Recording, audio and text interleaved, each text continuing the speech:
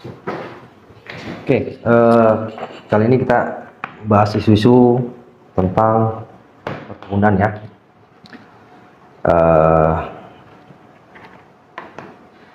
Yang sekarang lagi marak ya, di petani.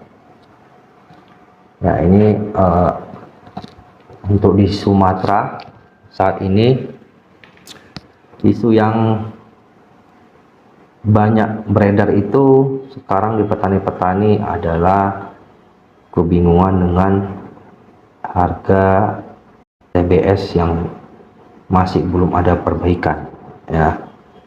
Jadi di sini untuk petani-petani, kawan-kawan sawit itu masih merasakan dampaknya penurunan harga TBS yang sampai sekarang belum ada kenaikan. Nah, jadi informasi yang saya dapat untuk yang plasma dan untuk yang petani swadaya itu harga masih belum kena ya. Biasanya di sini angka 3.000-an, sekarang masih 2.000-an. Jadi dampaknya itu jadinya petani kurang dalam memelihara kebunnya. Kenapa? Karena saat ini harga sawit masih belum pasti kan gitu. Jadi pupuk pun mereka pun bingung, dan dengan harga sawitnya sekarang pun mereka mau menjual ke Rampun dengan harga yang cukup rendah, jadi mereka pun susah ya untuk apa namanya, untuk move on lah ya, untuk di sekitaran Sumatera Utara ya. Isu ini isu harga anjlok TBS ini di sini cukup apa ya, cukup membuat petani sawit merasa apa ya, merasa tidak produktif kerjanya, karena yang harganya yang biasa 3.000 ini sekarang jadi 2.000 ya. Oke, halo Pak Effendi Siregar. Dan untuk teman-teman yang merasakan harga sawit ya, untuk teman-teman sawit yang merasakan harga yang masih rendah, bisa cita-cita nih gimana di tempat orang bapak ibu teman-teman, berapa harga sawit saat ini di sana ya. Untuk saat ini khususnya di sekitaran Sumatera Utara masih di angka 2.700 ya. Memang ini sih faktornya dampaknya karena yang CPO satu pintu itu ya, jadi membuat petani-petani ya harganya jauh gitu. Pengepul pun kasih harga ya, harga papan itu ya cuma 2.700 2.300. Oke, jadi dampaknya cukup ya, cukup signifikan lah ya. Apalagi dengan diskusi dengan petani-petani yang di sini ya, pemupukan pun jadi terhambat. Mereka masih menunggu harga pastian dengan harga pupuk yang sekarang pun naik. Oke, Pak Romi, busuk pucuk itu karena apa? Oke, busuk pucuk itu sebenarnya ada beberapa faktor ya, ada beberapa faktor. Bisa dari hama ya, hama kumbang tanduk ya. Kalau pengalaman saya untuk areal banjir itu juga berdampak Pak ya, juga berdampak. Jadi banyak pokok-pokok yang banjir, yang apa namanya, yang sering tergenang, nah, itu banyak pucuknya itu busuk. Terus ya ada, tapi ada juga faktor dari hama seperti kumbang tanduk. Ya, jadi kita lihat dulu, harus lihat dulu nih Pak Romi. Ya, kita lihat dulu kondisi fisik di lapangan dengan kondisi lahannya gimana. Apakah memang karena kumbang tanduk, hama, atau memang faktor alam. Ya, karena sepengalaman saya untuk area banjir itu memang tidak banyak, tetapi dampaknya terkena itu ke pupus itu pengaruh Pak, ya pengaruh. Jadi awalnya itu nanti pelepahnya itu patah-patah, untuk yang biasanya pelepah mudanya itu patah awalnya, jadi lama-lama nanti pupusnya pun patah. Nah itu biasanya sih Pak Romi, tapi kita harus lihat dulu kondisi lapangan dulu seperti apa, ya kondisinya seperti apa dulu nih, apakah dia karena alam, baik itu ada yang area yang tergenang atau dari hama, ya hama kumbang tanduk itu juga pengaruh banyak Pak. Oke, jadi yang saya bahas tadi ya, barusan juga saya jumpai customer, mereka dengan harga sawit saat ini banyak yang stres, ya stres kebun, pemilik kebun stres. Karena apa? Karena ya harganya tidak menentu saat ini. Terakhir untuk yang digalang itu sekitar 2.500, tapi untuk rata-rata Sumatera Utara itu 2.700, dan itu yang membuat petani kebingungan untuk melakukan perawatan. Karena apa? Karena dengan biaya yang tinggi, biaya perawatan yang tinggi, setiap pupuk itu mempengaruhi keuangan mereka. Oke, selamat datang. Oke, untuk teman-teman ada yang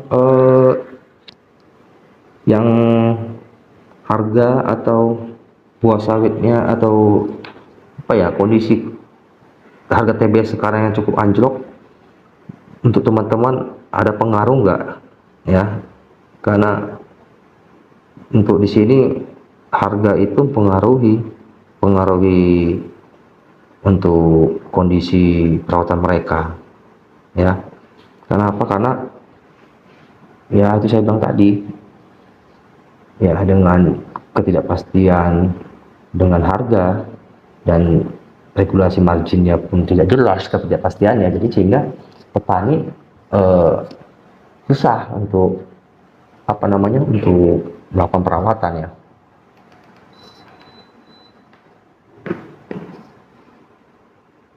Untuk teman-teman ada yang merasakan hal yang sama ya? Halo Pak, ini saya nih. Oke, jadi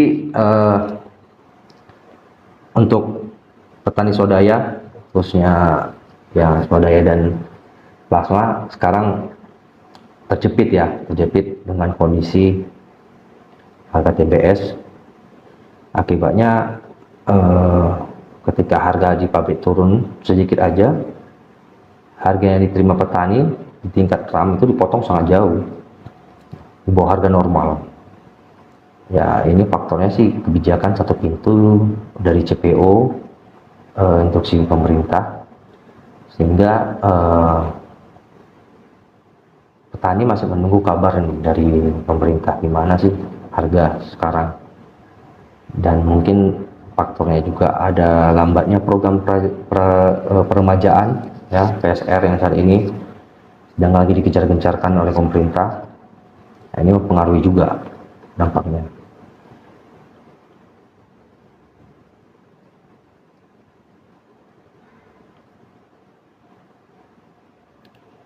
Jadi sangat pengaruh ya, sangat pengaruh harga TBM saat ini dengan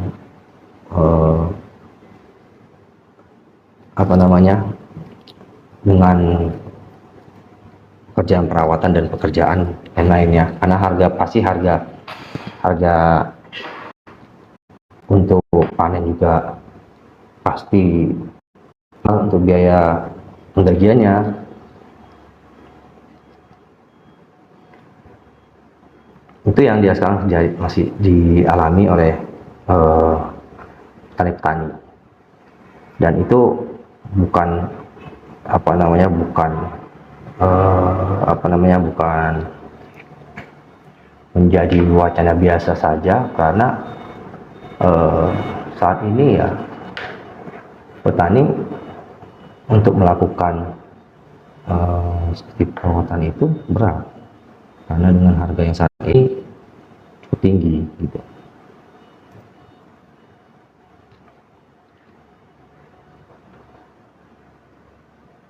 Oke, Nathan Sus, gimana caranya obati busuk pucuk bang di TBM? Oke, untuk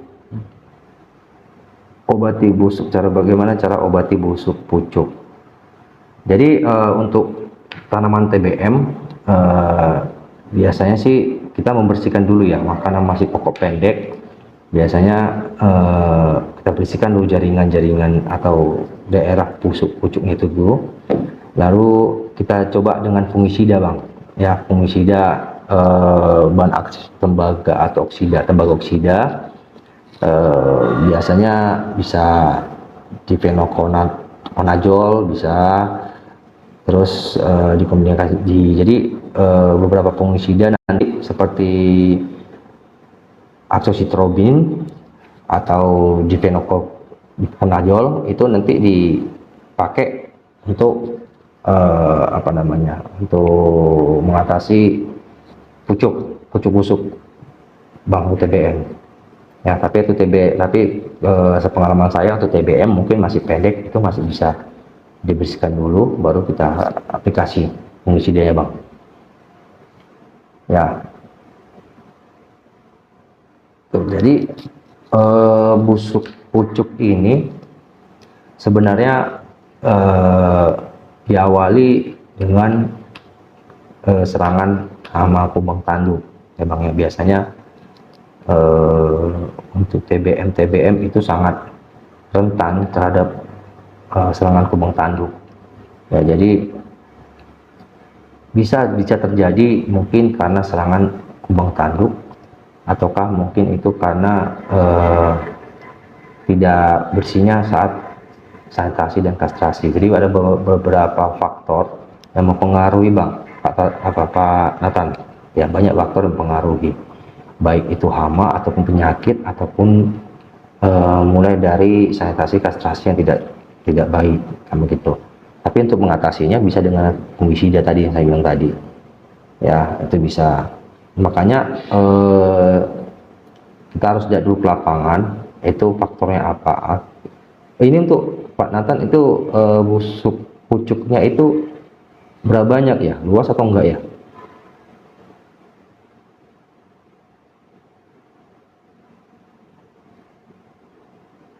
Kalau dia luas mungkin bisa melakukan semprotan insektisida mungkin ya. Fungisida. Jadi mungkin dengan fungisida mungkin bisa, kalau banyak ya bisa dikendalikan. Atau makanya kita lihat dulu apakah dia gejalanya itu karena kumbang tanduk. Karena kumbang tanduk juga pengaruh itu pak ya, mempengaruhi juga busuk pucuk. Jadi pupusnya itu dimakan gitu ya. Jadi banyak ada untuk pucuk ini faktornya banyak pak ya. Bisa genetika, bisa juga dengan hama penyakit, atau mungkin saat mau ke proses sanitasi tidak baik ya kan, karena kan saat TBM kan sanitasi itu perlu ya, bukan hanya kastrasi saja, tapi sebelum kastrasi tindakan sanitasi itu perlu untuk menghindari hama penyakit ya, untuk di TBM, karena TBM ini rawan Pak ya. TBM ini rawan untuk serangan hama penyakit. Karena apa? Karena ya dia masih remaja ya, tanaman remaja yang belum produktif. Jadi apabila perawatan ataupun faktor lingkungan yang tidak bagus, dia mempengaruhi ke tanaman TBM itu ya. Jadi kita lihat dulu apakah serangannya itu dari hama ya. Jadi Pak Nathan ya, Pak Nathan, kita lihat dulu kondisinya, apakah dia terserang hama kubang tanduk ya, atau dia memang karena penyakit ya. Jadi kita kalau penyakit bisa aplikasi yang fungisida, tapi kalau kubang tanduk kita bisa lakukan secara preventif ya.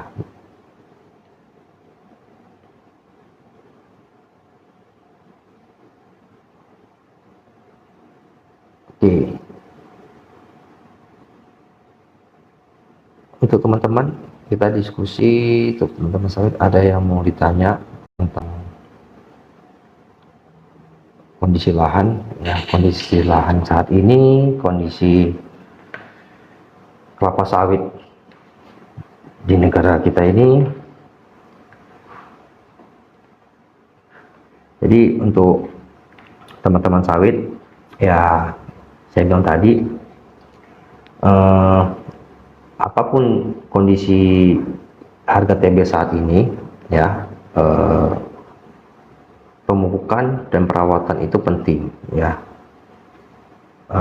Teman-teman agronomi juga saat live juga sudah sampaikan bahwa dengan kondisi pupuk yang naik, harga TB yang turun, pemupukan dan perawatan itu harus terjalan. Karena apa? Karena dari situlah kelapa sawit itu akan bisa kelihatan apakah dia bisa bertahan hidup atau tidak. Apakah karena banyak sekarang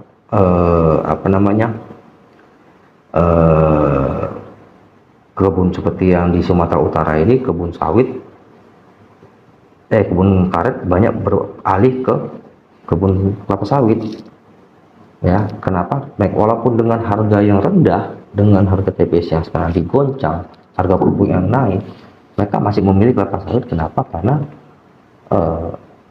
tanaman karet itu sendiri itu harganya juga terjatuh. Jadi jangan sampai saat kita sudah merawat pokok kelapa sawit, ujung-ujungnya kita bisa beralih, kita repanting semua, kita ganti ya. Oke, Bapak sebaiknya pakai herbisida di cuaca yang bagaimana? Di sini sekarang sudah masuk musim hujan. Oke, sebenarnya untuk musim hujan kita tidak menyarankan untuk melakukan penyemprotan Pak ya, kalau kondisi hujan. Tetapi kalau kita lihat kondisi hujannya dulu, karena seperti di sini dia pagi sampai sore panas, malamnya hujan, yang begitu. Sebenarnya untuk kondisi begini itu tidak disarankan. Tetapi kalau dia pagi sampai sore panas dan malamnya hujan, mungkin bisa kita lakukan penyemprotan kalau memang sudah semak sekali Pak ya. Dan saran saya jangan menggunakan herbisida yang kontak, tetapi sistemik ya, seperti Roundup baru ya, yang warna kuning lah, kalau orang petani bilangnya racun kuning ya. Kenapa? Karena kalau kita pakai racun hijau atau kontak itu tidak maksimal Pak hasilnya ya, apalagi dengan kondisi yang saat ini hujan, pagi siang panas, sore panas, malamnya hujan.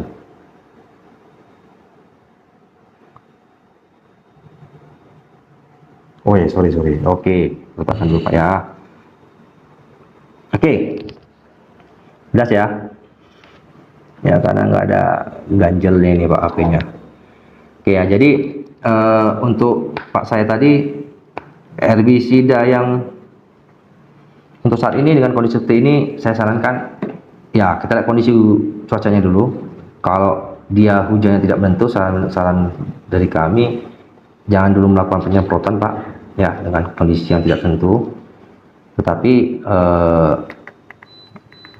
untuk kondisi yang saya bilang tadi, pagi sampai sore panas, baru malamnya hujan, mungkin bisa kita selipkan semprotan tapi dengan menggunakan racun sistemik ya, gitu.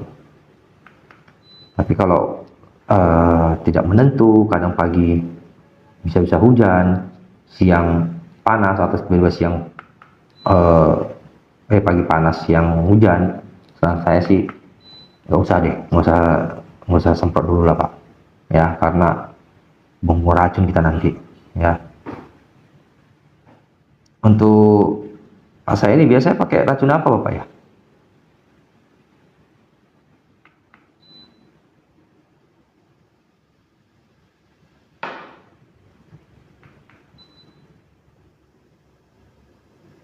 Kalau saran saya sih bagus pakai sistemik Pak ya.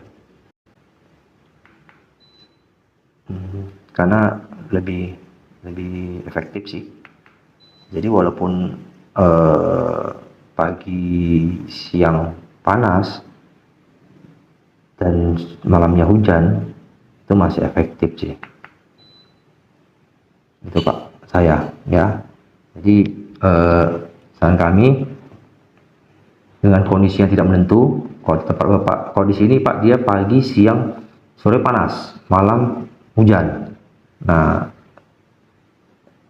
jadi mungkin masih bisa. Pak, jawaban jangan ulang terus Pak, karena masih ada pertanyaan. Oke, silakan Pak, tanya Pak. Saya ingin menjelaskan saja bahwa ya bisa menggunakan racun dengan kondisi hujan dengan herbisida yang sistemik ya. Oke, untuk yang lain ada yang mau ditanya?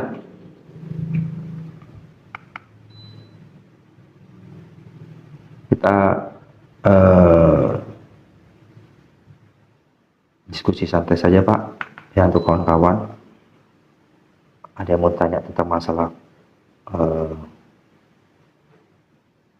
kebunnya ya, atau ada yang mau tanya Pak, izin tanya. Oke, bisa saya, tapi hasilnya optimal. Varietas apa yang jika perawatannya biasa saja tapi hasil bisa optimal? Oke, untuk varietas,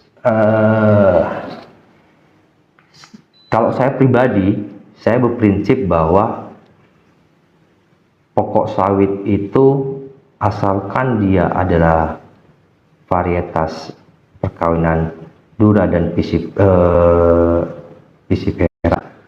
dan Tenera, hasilnya itu pasti bakalan berbuah ya, pasti bakal buah. Nah, karena saya pribadi prinsip bahwa sawit itu atau tidak dirawat itu pasti bakalan berbuah ya kan, begitu ceritanya. Cuma dengan perawatan yang optimal bisa mendapatkan hasil yang bagus, baik kan begitu. Nah, untuk varietas yang bagus, saran saya adalah varietas yang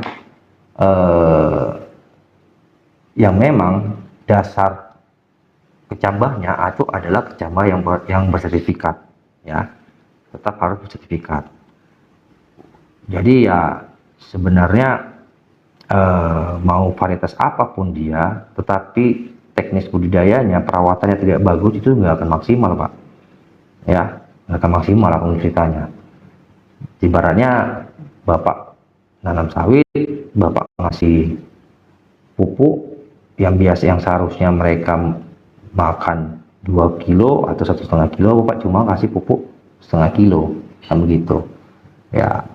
Tetap harus semaksimal mungkin kita kasih perawatan, tetapi kita tetap melihat akhirnya bahwa perawatan yang tidak optimal itu tidak akan mendapatkan hasil maksimal ya. Jadi varietas apapun itu kalau perawatannya tidak bagus ya, saya pun nggak optimal Pak dapat hasilnya. ya, berbuah tetapi tidak optimal. Saya bilang tadi, kalau kelapa sawit itu apa ceritanya? Yang penting kalau bibitnya sudah bisa dipikat, dia akan buah tetapi tidak maksimal. Ya, jadi saya kesampaian jika untuk yang bagus itu ya, yang pastikan kecambah yang bapak beli atau bibit yang bapak beli adalah bibit yang bersertifikat, itu saja sih. Ya, tetapi tetap melakukan perawatan yang baik. Pupuk yang dicairkan atau gocor, apa direkomendasikan Pak? Sebenarnya pupuk gocor itu tidak direkomendasikan sih Pak, tidak direkomendasikan. Kenapa? Karena ibaratnya pupuk yang seharusnya diterima sawit itu bertahap, ya kan? Tapi kita paksa dia untuk habis dalam hari itu juga, ya Pak Adi. Jadi saya juga sudah untuk petani ya, sosialisasi juga untuk aplikasi pupuk secara bocor atau dicampur dengan air itu tidak kita rekomendasikan. Ya, kenapa? Ya, itu kita memaksa sawit itu harus menerima unsur hara di hari itu juga dengan cara dicairkan. Memang ada beberapa kejadian dengan mengaplikasikan pupuk secara gocor ini 3 bulan berikutnya dia menghasilkan buah yang banyak Pak. Memang betul, itu betul. Tetapi dia hanya sampai situ aja Pak. Ya, cuma hanya itu aja diterima. Sedangkan kelapa sawit itu rakus akan unsur hara. Jadi dia tidak hanya mengambil, dia betul dia mengambil di hari itu, tetapi tidak bertahap. Sedangkan pupuk kita ini kan gunanya kenapa diaplikasikan secara tabur, agar diambil unsur hara itu bertahap, tidak langsung dicampur atau langsung diambil atau diserap ke tanaman ya. Jadi untuk pupuk cair atau gocor itu sebenarnya tidak kita sarankan. Oke,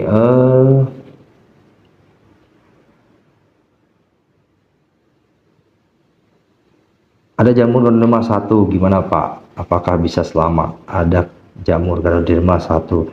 Ini apa nih? Pet ini ya. Apa namanya? Oke, jadi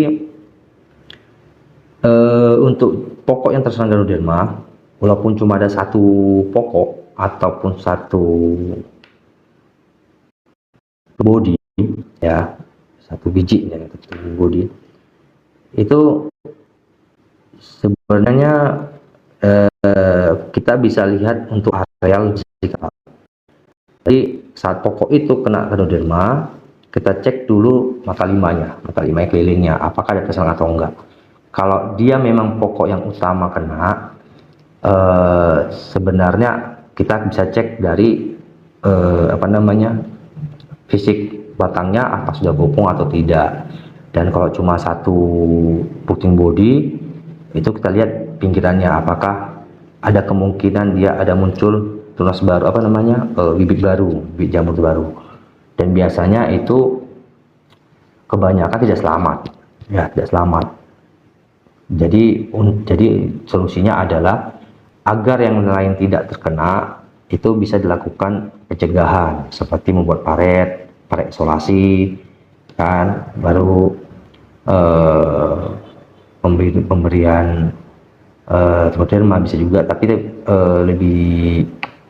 lebih saran saya sih Bapak cepat melakukan isolasi pokok agar yang lain tidak terkena, gitu sih ya. Tapi kalau satu ya, kalau sudah terserang biasanya itu nggak selamat sih Pak, biasanya susah untuk selamat kalau sudah ada satu, apalagi satu sudah ada plotting bodinya besar ya, itu susah selamat untuk pokok itu ya, untuk pokok yang terserang susah selamat. Tapi untuk mengantisipasinya ya lakukan isolasi pokok. Oke, yang Pak Abi, mana yang lebih direkomendasikan Pak? Pupuk ditabur atau ditanam? Oke, jenis aplikasi pupuk memang ada 2 jenis ya, ada yang manual, ada yang ditanam. Tetapi kita bisa lihat kondisinya dulu. Biasanya untuk areal-areal yang eh, cepat tersuci, seperti lereng bukit yang cepat tercuci pupuknya saat hujan datang, lebih bagus kita sarankan untuk ditanam. Nah, tetapi kalau untuk area flat yang masih bisa diserap dan tidak cepat tercuci, itu ditabur ya. Jadi untuk pupuk ditabur atau tanam itu kita lihat dari kondisi lapangan, Pak.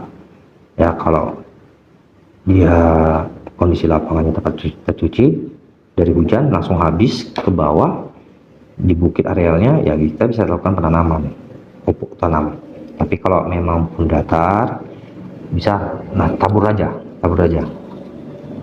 untuk Pak Abi ya. Itu solusinya, karena memang tapi saya pernah lihat literatur jenis pupuk, saya nggak bisa sebutkan jenis pupuknya ya, tapi ada satu produk pupuk yang dia memang sama sekali nggak boleh tabur tuh, dia harus ditanam, dan dia berani rekomendasi bahwa dia cuma sekali aplikasi selama setahun. Tapi ya itu kita lihat juga unsur hariannya apa dulu ya, kita tidak menjamin itu bagus atau enggak dan itu betul atau tidak. Kalau tidak, kita lihat dulu dan kita cek unsur hariannya apa di dalam ya. Tapi memang ada satu jenis pupuk yang dia aplikasinya itu harus tanam, tidak tabur. Oke,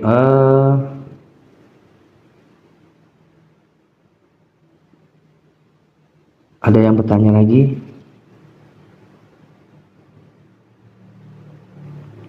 Oke, Bu Lindawati, Bang, saya mau NPK 13827, bagus nggak? Soalnya saya baru mengaplikasikan. Bu Linda, untuk pokoknya umur berapa, Bu ya? Pokok sawitnya umur berapa? Sebenarnya sih kita perlu apa ya? Perlu tes dulu uji daun sama uji tanah, Bu. Kok kita nggak bisa pastikan bahwa itu bagus atau enggak? Karena apa? Karena kita nggak tahu nih kebutuhan pokok itu butuhnya apa. Entah NPK kah atau hanya kekurangan N atau kekurangan Mg. Ya, jadi saran saya sih perlu dicek dulu, dianalisa dulu di lab untuk daun dan tanah. Ya, kalau dibilang bagus atau enggak, ya semua pupuk bagus di aplikasi. Tapi apakah itu memang kebutuhan untuk pokoknya atau tidak, ya kita belum tahu ya, Bu Inawati ya. Jadi kalau untuk NPK 13827 bagus ya bagus, cuma kita harus cek dulu kebutuhan pokoknya itu dari lab tanah dan daun. Jadi biar tahu nih kebutuhan sawitnya ya. Oke, kita lanjut ya.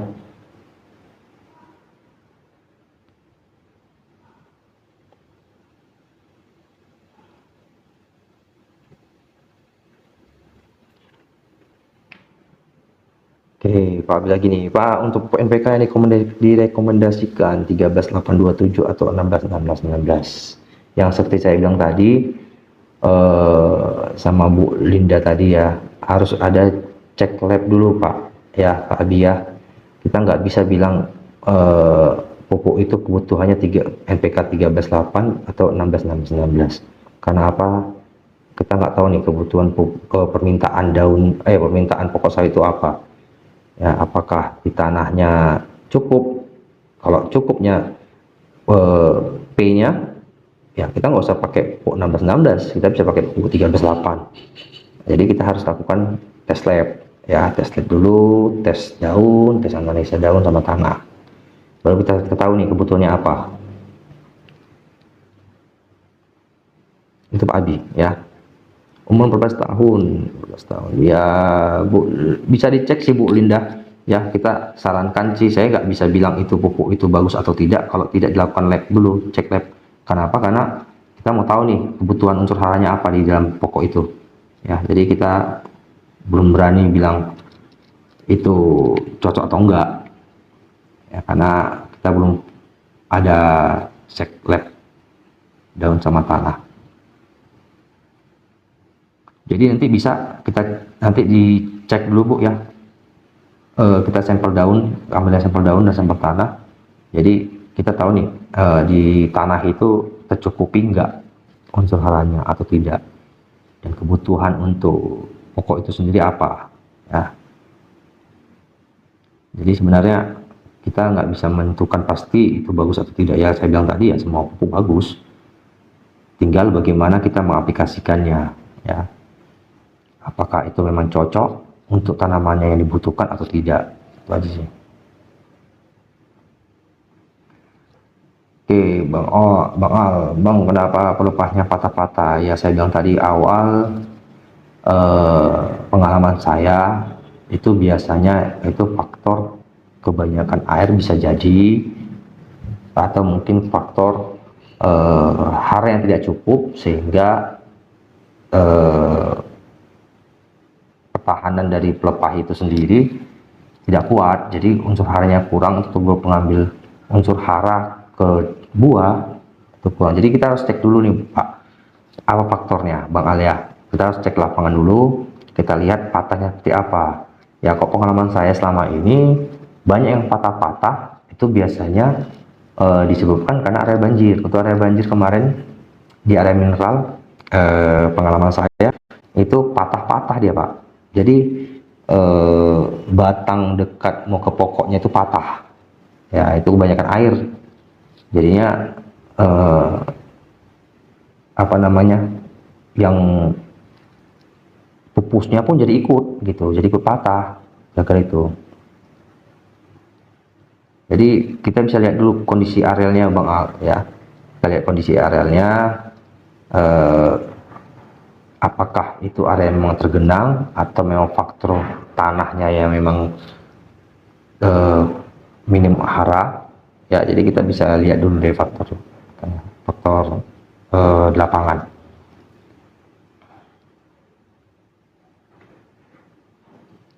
Bang, kontur kebun saya miring, nggak ada terasan, kok daun pelepah bawahnya ujungnya kuning ya. Bisa jadi faktornya itu pupuk yang Bapak kasih itu tercuci Pak. Tapi rata-rata untuk area bukit memang kuningnya, untuk daun biasanya menguning. Tapi kita lihat dulu kuningnya seperti apa Pak, apakah bintik-bintik ataukah kuningnya kuning kekurangan magnesium. Karena memang biasanya pengalaman sih saya untuk area bukit yang kekurangan itu magnesium ya, kurang magnesium yang banyak. Jadi solusinya penambahan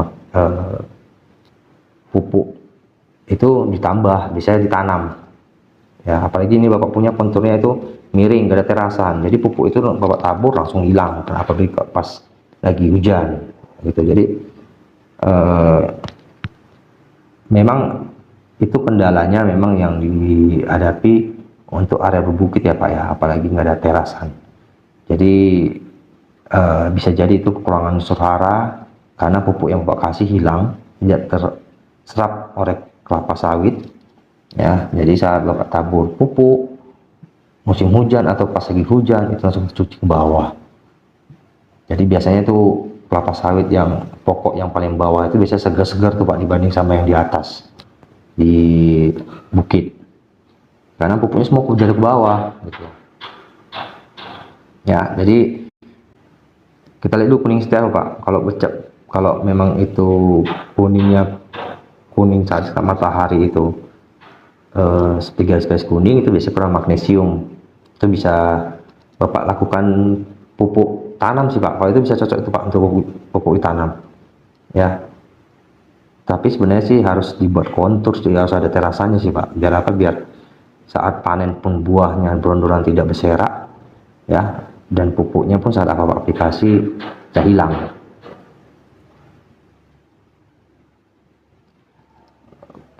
Oke. Banjir enggak Bang ya? Banjir enggak juga Bang. Kita bisa lihat arealnya Bang, nanti Bang Ali ya. Saya juga nggak bisa pastikan juga kalau tidak bisa lihat fisiknya langsung, nggak bisa ke lapangan. Jadi kita lihat dulu kalau memang Bang Al nanti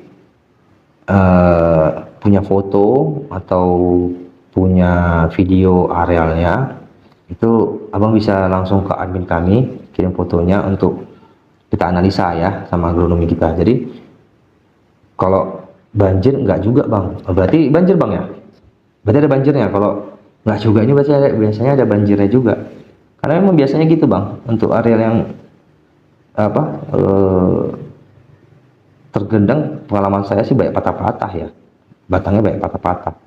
Dan untuk areal yang apa namanya kurang hara tanahnya, itu pun juga terjadi patah-patah juga ya. Coba kita apalah bang, saran saya sih coba tes dulu bang, analisa daun sama tanah bang ya. Kita cek dulu apakah memang ada faktor lain, apa unsur hara atau memang apa namanya kondisi arealnya bang ya.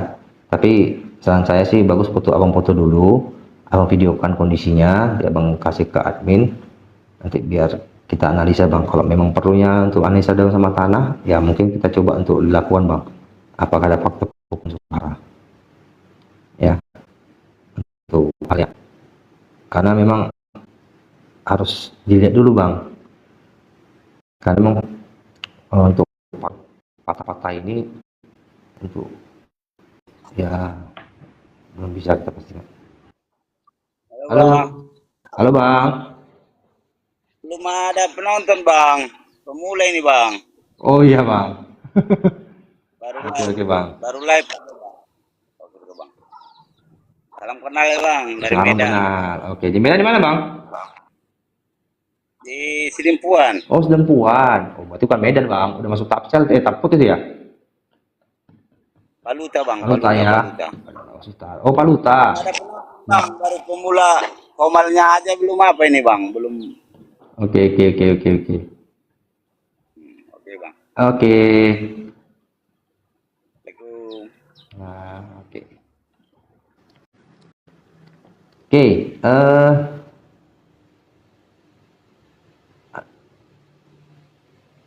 ada lagi yang mau ditanya ya. Jadi untuk teman-teman yang punya masalah apa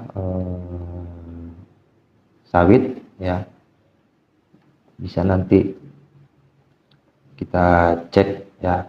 Jadi kita punya tim agronomis yang bisa lihat kondisi lapangan, apa bisa foto atau di videokan nanti dikirimkan kita. Oke.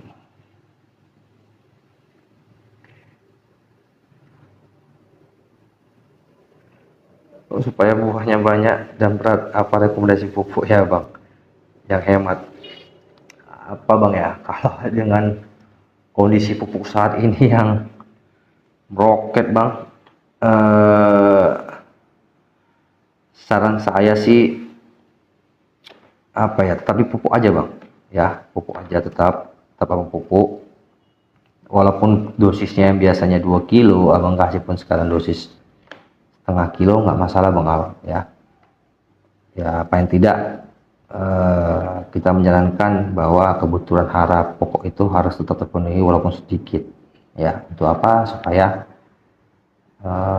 berat buahnya bertambah dan hasilnya banyak, yang nggak nguras kantong kan. Aduh, kalau ini saya nggak tahu bang. Yang nggak nguras kantong bang ya, ya gimana ya,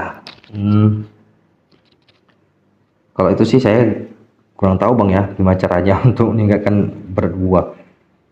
Umur tanamannya berapa bang ya, berapa bang Al?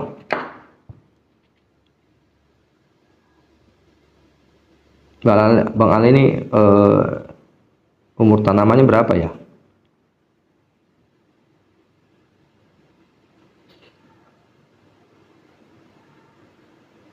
Ya bisa sih bang, bisa reposka pun bisa bang. Cuma kan kembali lagi bahwa 10 tahun bang, ini masih produktif bang. Ya saya bilang tadi, yang pertama bahwa banyak apa namanya, informasi-informasi seperti tadi pupuk dicampur air katanya produksinya bisa tambah, baru pupuk urea diperbanyak itu bisa menghasilkan buah, ada lagi KCL ditambah dosis KCL itu bisa meningkatkan produksi. Kembali lagi kita harus tahu bahwa kebutuhan dari tanaman itu sendiri apa bang ya. Untuk rekom pupuk yang bagus bang, oke, untuk rekom pupuk yang saya bilang tadi bang, perlu adanya perlu adanya pengambilan sampel daun dan tanah ya bang ya. Sekali lagi kita tidak bisa melihat secara fisik langsung apa kebutuhan pupuk itu, jadi harus adanya pengambilan dilebkan sampel daun dan tanah untuk biar keluar rekomnya, pupuknya apa yang dibutuhkan dan apa kekurangan unsur haranya, sehingga bisa tahu nih pupuk apa yang bisa dipakai ya bang ya. Jadi kalau secara fisik kita bisa menentukan bahwa ini kurang unsur hara, tetapi tidak spesifik ini apa kebutuhan dari sawit itu sendiri. Jadi saya ingatkan lagi bahwa sampel daun, pengambilan sampel daun untuk lab dan tanah itu sangat penting bang. Jadi kita ada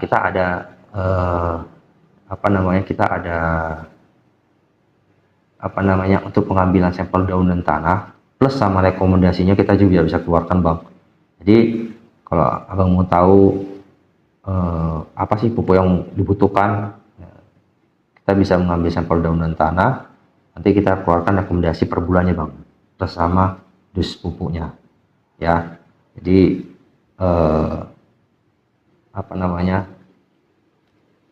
ya kalau nggak ada rekom susah bang.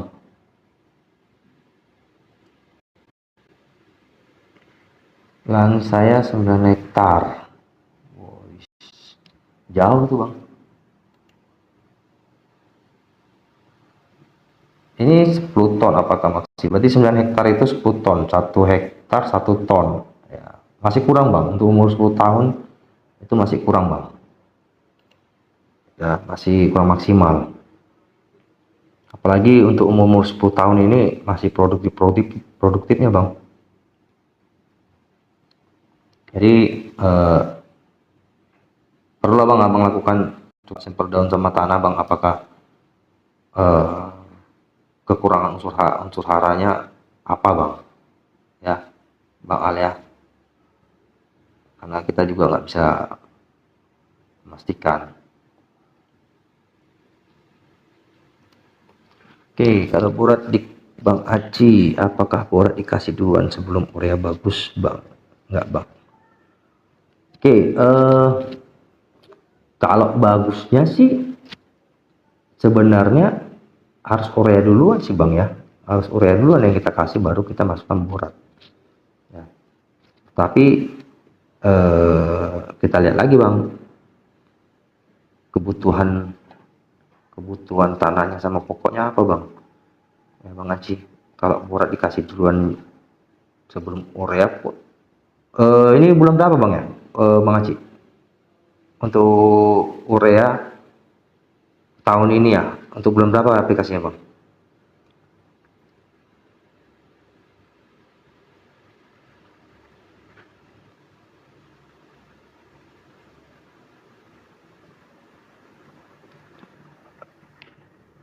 Oke, maksimal berapa biasanya bang? Ya kita merekomendasikan untuk 1 hektar itu seharusnya bisa dapat 2,5 ton bang ya untuk per hektar. Udah bang, 26 tahun bang. Oke, semangat bang. Jadi untuk 1 hektar sih untuk di umur segitu bang, itu bisa dapat 2 sampai 2,5 ton per hektar bang ya bang ya.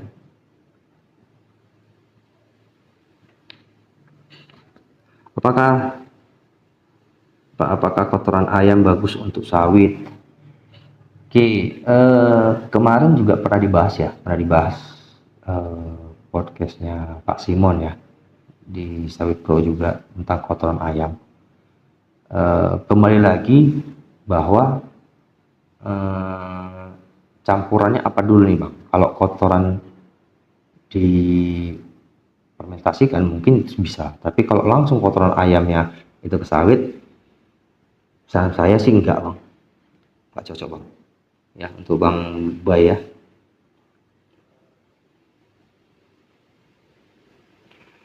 Abu boiler PTTU apa siapa Bang? Abu boiler PTTU bagus untuk kelapa sawit Bang, maksudnya apa nih Bang? Abu boiler eh, sebenarnya untuk abu boiler itu bisa sih, bisa, tapi itu untuk organiknya saja ya, tapi bukan untuk patokan untuk apa namanya sebagai pupuk utama ya. Itu hanya sebagai untuk apa namanya memperbaiki struktur tanah, bukan sebagai pupuk utama.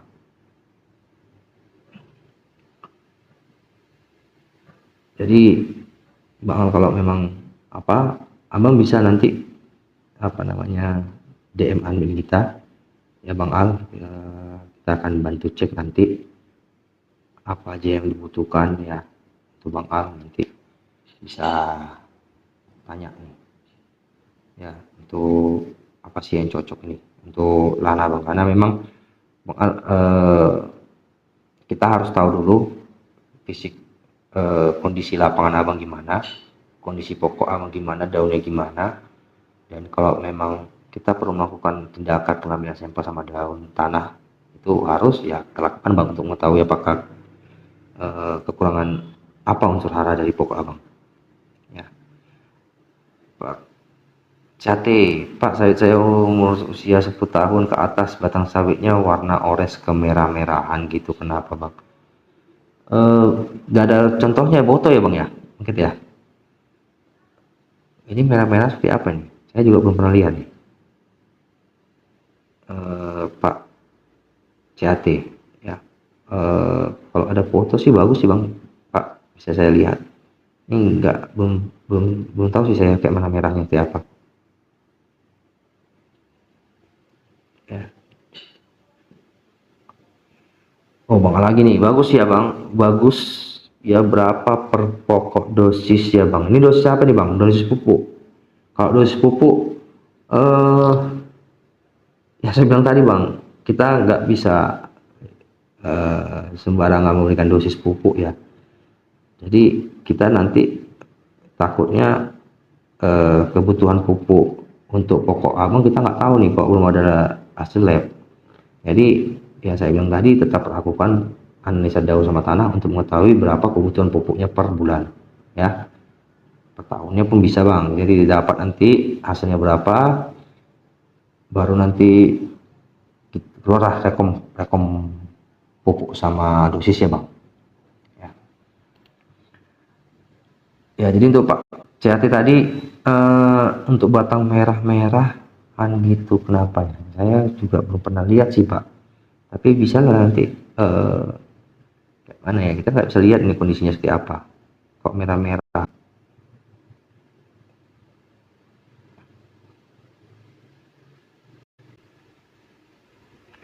Oke Pak Bay, tetangga saya ada yang langsung diaplikasikan kotorannya, kok bisa stabil ya buahnya Bang? Umur berapa Bang? Bang Bay, Pak Bay ya, umur berapa pokok sawit tetangganya?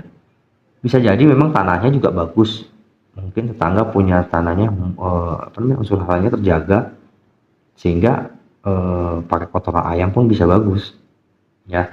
Jadi apa namanya, kita tahu dulu kalau memang buahnya stabil, bisa jadi itu masa produktifnya memang ya. Jadi kalau masa produktifnya itu masa gencar-gencarnya buah itu masih mengeluarkan buah kan gitu, ditambah dengan kondisi tanahnya yang bagus dengan unsur haranya. Bisa jadi sih Bang Bay, bisa jadi dengan tanahnya yang humusnya masih terjaga, sehingga kotoran ayam tadi dikasih itu produksinya masih stabil ya. Jadi ada beberapa faktor sih Bang Bay ya, dari kondisi tanahnya, terus bisa jadi kondisi apa namanya umur sawitnya, itu juga mempengaruhi bisa stabil buah itu Bang. Oke, dolomit aja kimia paling cuman urea sama dolomit aja, itu setahun 2 kali aja bang. Oke oke oke bang.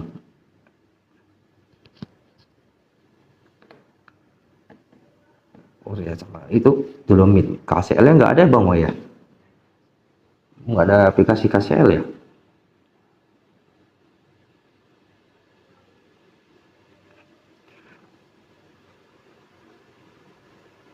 Hmm, bengkok apa bang?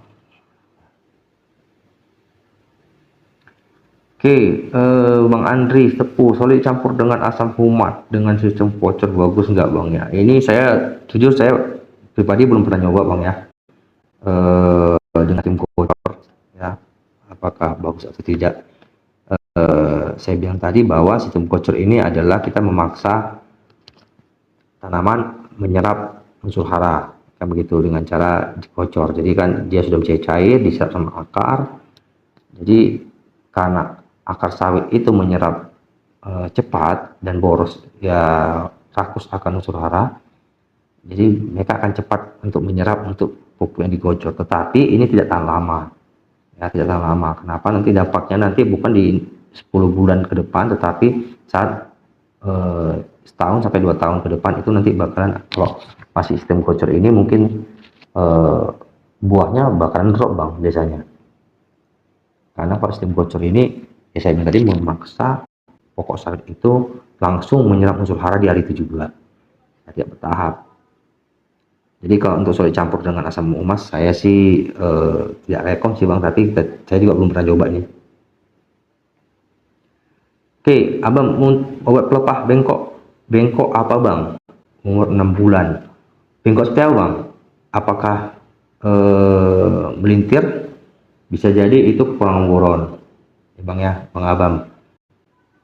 Bengkok seperti apa dia? Bengkok kah? Melintir dia atau seperti mata pancing atau seperti apa bang? Tinggi tanam sekitar 20-an. Ini bang bayi kayak apa ya dia? Baik. Berarti umur tanamannya sekitar 25 tahun bang ya. Udah tinggi nih bang. Kayak plasma. Ya saya bilang tadi bang, baik. Apa ya? Kalau untuk kotoran tadi, saya sih belum bisa ngerekom ya bang ya. Apakah bisa dengan itu apa namanya, produksinya bisa naik atau tidak, karena belum pernah sih pakai kotoran ayam.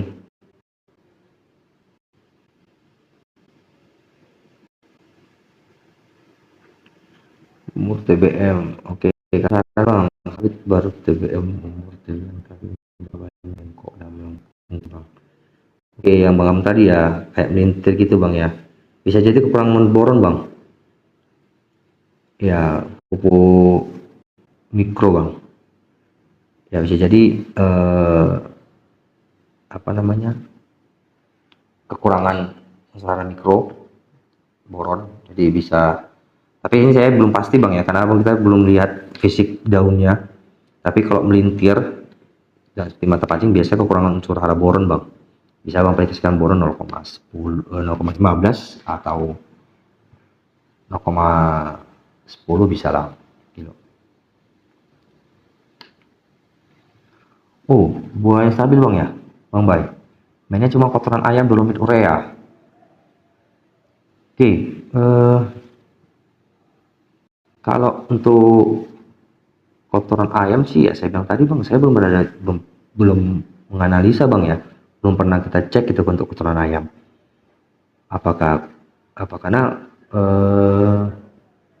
biasanya sih nggak kotoran ayam sih bang, biasanya kotoran sapi ya sama lembu bisa dipakai. Daunnya hijau iya bang, kalau bang boron itu dia daunnya tetap hijau tapi dia melentir bang, dia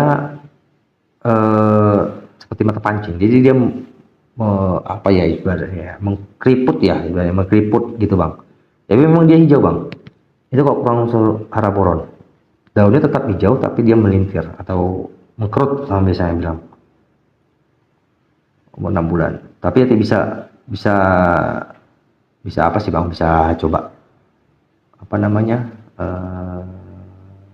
lihat kondisi lapangannya dulu sih ya. Tapi memang kalau rata-rata sih daun melintir itu tukang boron.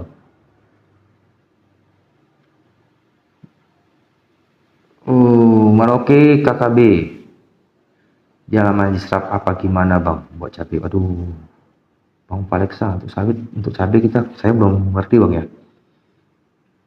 Tapi mungkin nanti coba cek tahu Bang ya. Untuk cabai saya belum pernah coba sih. Itu ya. Oke.